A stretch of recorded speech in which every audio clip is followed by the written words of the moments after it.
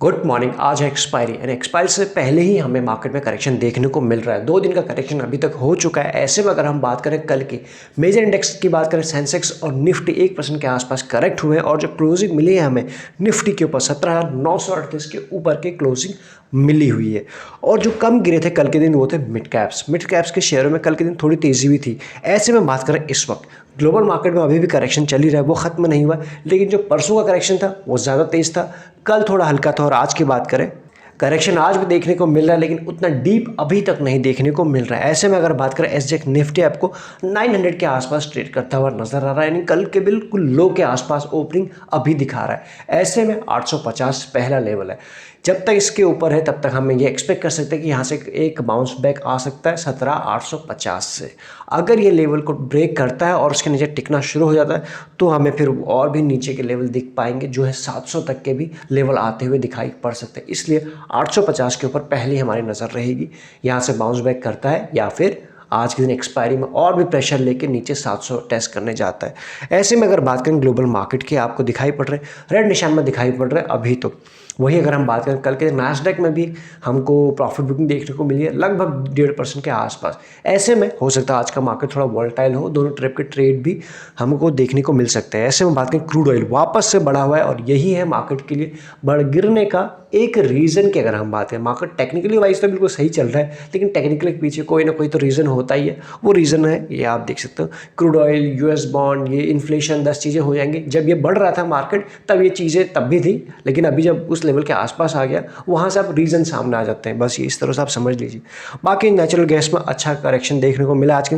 Gold and silver में कल भी तेज़ी थी और आज भी वापस हमको देखने को मिल रही है 2% के आसपास। बात करें करेंसी मार्केट का हाल 74.42 के आसपास है। 2-3 दिनों से इसमें तेज़ी थी, आज दिन जरा सा कूल ऑफ हुआ है, थोड़ा सा रुपया मजबूत होने की कोशिश कर रहा है। अभी भी इसको 73 के लाइन में एक दफ़ा ये आया था, ट्रेड कर किया इसने, वापस से यहाँ से बाउंस बैक करके 74 के लाइन में ट्रेड करते हैं। देखते हैं वापस कब तक ये आता है। इसके बाद बात करते हैं एफआईआईज एंड डीआईज के एक्शन के ऊपर। ये भी एक फैक्टर है जो मार्केट में थोड़ा सा करेक्शन के लिए, ये कहें कि जो जो रीज़न सामने निकल के आ रहा है। पिछले 12 से लेकर 19 जनवरी का डेटा आपके सामने डेली बेसिस पे एफआईआईज की तरफ से सेलिंग हो रही है, या फिर ये कहें जो रीसेंट में उन्होंने बाइंग की थी 16,400 के आसपास, वहाँ से वापस से जो प्रॉफिट बुकिंग चल रही है इन लेवल के आसपास। साथ दे रहे उनका डीआईएस ने नीचे के लेवल पर हर डिप में खरीदा है, अभी हायर लेवल पर वो भी प्रॉफिट बुकिंग कर रहे हैं। इसके बाद बात करते हैं कहाँ है आज के दिन action. HUL, Asian paint, Bajaj finserv, ये कुछ ऐसी कंपनी है जो अपना रिजल्ट निकालेंगी या फिर आज पोस्ट करेंगे दिसंबर क्वार्टर का।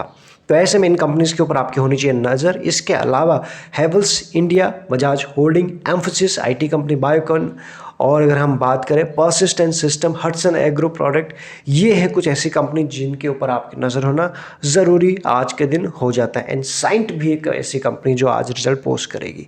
तो यहाँ तो एक्शन है ही, और कहाँ रिजल्ट आ चुका है वो है बजाज ऑटो कंपनी की बात करें 17% की डिक्लाइन हुई है इनके कंसोलिडेटेड प्रॉफिट आफ्टर टैक्स में, यानी पैट की हम बात करें डिप नज़र आया है। अगर हम बात करें पहले जो इनका डिप था वो था 1716 के आसपास। यहाँ आप देखेंगे, हम बात करें अक्टूबर दिसंबर पीरियड, इसकी टाइम की बात करें पिछले साल 2021 की, और अगर हम इस वक्त की बात करें ये हो चुका है 1700 से सीधा 1430 के आसपास। तो वैसे में म्यूटेड डिमांड थी जिस सेक्टर में ये काम करता है ऑटो सेक्टर में, तो उसका इम्पैक्ट हमको कम्प्लीटली यहाँ देखने को मिल रहा है। इसके ऊपर आज के दिन एक्शन रहेगा। बजाज ऑटो ने जैसा काम किया, कुछ इसी सेगमेंट के दूसरा जो प्लेयर है सीएट टायर की बात करें, इन्होंने भी लॉस पोस्ट किया है, परसेंटेज में नहीं, लॉस पोस्ट किया है। जरा ध्यान देखिएगा। पहले अगर हम बात करें इनका जो नेट प्रॉफिट था वो 132 करोड़ के आसपास था थर्ड क्वार्टर फाइनेंशियल 2021 की बात। अभी जो दिखाया हुआ ये 132 कन्वर्ट हो चुका है लॉस 20 करोड़ में। तो आप समझ सकते हैं ये प्रॉफिट तो गया ही, साथ में ये भी और दे गया माइनस में 20 करोड़। तो यहाँ पे बड़ा डिप हमें देखने को मिल रहा है। शेयर के प्राइस में भी बड़ा डिप हमें देखने को मिला है, बहुत ऊपर के लेवल से करेक्ट हो चुका है। आज के दिन भी इसके ऊपर एक्शन रहेगा। ऑल्दो मार्केट जानता था, इसीलिए अच्छा करेक्ट हो चुका है। आज के दिन में रिएक्शन जानना बेहद ज़रूरी हो चुका है। तो सेक्टर ने कैसे काम किया ऑटो सेक्टर के ऊपर, कंप्लीटली आपको इसका इम्पैक्ट होते हुए दिखाई पड़ रहा है कोविड का। इसके बाद जो न्यूज़ निकल के आ रही है वेदांता से निकल के आ रहे हैं। वेदांता में न्यूज़ ये है, ज़रा ध्यान देने की कोशिश कीजिए। सिटी बैंक का नाम आपने सुना है, तो सिटी बैंक के पास वेदांता के कुछ शेयर थे, तो उन्होंने क्या किया, ऑफलोड कर दिया, नहीं बेच दिया, जिसकी वर्थ है 1200 करोड़ के शेयर बेच दिए। और कितने शेयर थे, ओवर 3.2 शेयर उनके पास थे। और किस प्राइस पे बेचे, 314 के आसपास। तो कल के दिन ये हुई है, ये डेट्स जो आपको दिखाई दे रहे हैं, इतने प्राइस पे इतने शेयर इतने वैल्यू के ऑफलोड कर दिए हैं। तो आप समझ सकते हो कि क्या रहा है वेदांता में। इसके बाद बात करते हैं जुबिलेंट की। जुबिलेंट फूड की अगर हम बात करें, इसमें पॉजिटिव न्यूज़ ये निकल के आ रही है।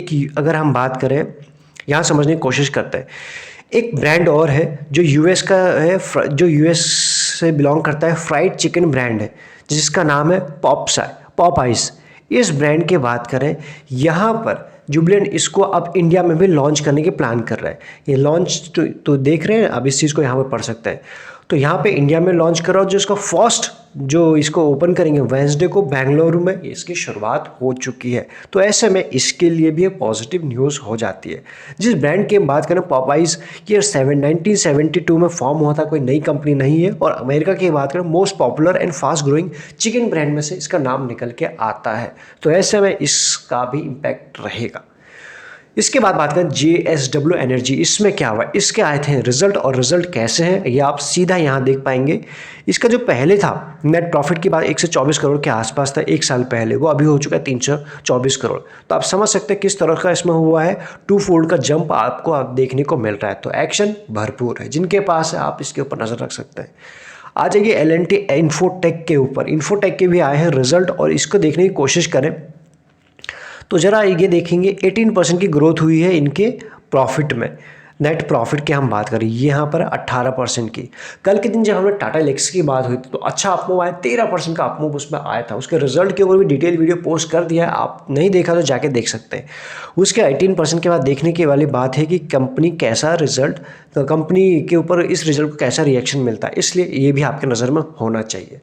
बात करें इसके बाद ICICI लॉम्बार्ड, कल के दिन भी अगर हम ICICI की एक दूसरी कंपनी है, उसके भी जो रिजल्ट आए थे तो कुछ फ्लैट थे, वैसे ही कुछ इसके भी दिखाई पड़ रहे, मार्जिनली 1.2% की ग्रोथ दिखाई पड़ रहे हैं। तो ऐसे में 314 से हुआ है 318, कोई बहुत बड़ी ग्रोथ दिखाई नहीं पड़ रही। देखते हैं मार्केट का रिएक्शन क्या मिलता है, फ्लैट मिलता है या फिर हमें आज के दिन थोड़ा सा वीक मार्केट में डिप देखने को मिल सकता है।